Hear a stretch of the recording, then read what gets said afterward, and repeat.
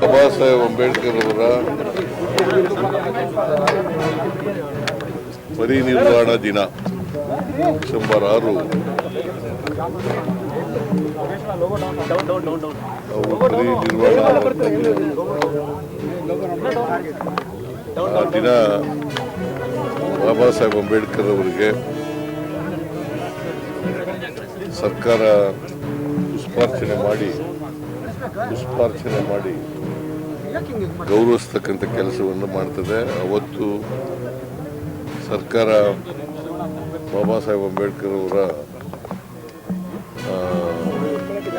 ಸ್ಮರಿಸ್ಕೊಳ್ತಕ್ಕಂಥ ಕೆಲಸನ ಕೂಡ ಮಾಡ್ತಾರೆ. ಬಾಬಾ ಸಾಹೇಬ್ ಅಂಬೇಡ್ಕರ್ ಅವರು ನಿಮಗೆಲ್ಲ ಗೊತ್ತಿದೆ, ಈ ದೇಶಕ್ಕೆ ಸಂವಿಧಾನ ಇದೆಯಲ್ಲ, ನಮ್ಮ ಸಂವಿಧಾನ, ಅದರ ಶಿಲ್ಪಿ ಅವರು, ಸಂವಿಧಾನದ ಶಿಲ್ಪಿ ಅವರು. ಈ ದೇಶಕ್ಕೆ ಎಂತಹ ಸಂವಿಧಾನ ಬೇಕು ಅನ್ನೋದನ್ನು ಯೋಚನೆ ಮಾಡಿ ಬೇರೆ ಬೇರೆ ದೇಶಗಳ ಸಂವಿಧಾನವನ್ನು ಅಭ್ಯಾಸ ಮಾಡಿ ಈ ದೇಶಕ್ಕೆ ಅಗತ್ಯ ಇರತಕ್ಕಂಥ ಸಂವಿಧಾನವನ್ನು ಕೊಟ್ಟಿದ್ದಾರೆ.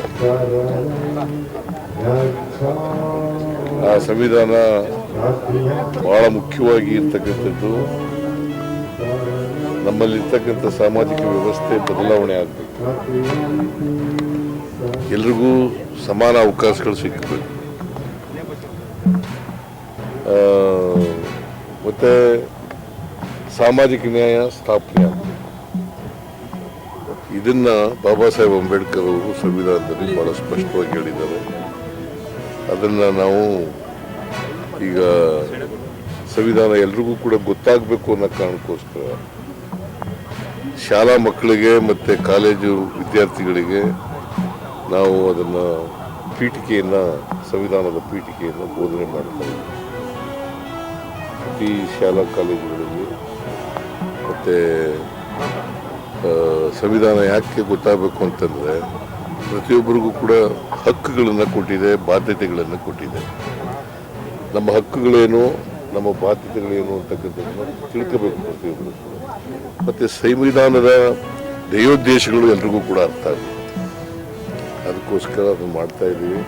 ಇವತ್ತು ಪರಿನಿರ್ವಾಣ ದಿನ, ಅವರನ್ನು ಸ್ಮರಿಸ್ಕೊಳ್ತಕ್ಕಂಥ ಕೆಲಸ ಮಾಡ್ತಾ ಇದ್ದೀವಿ.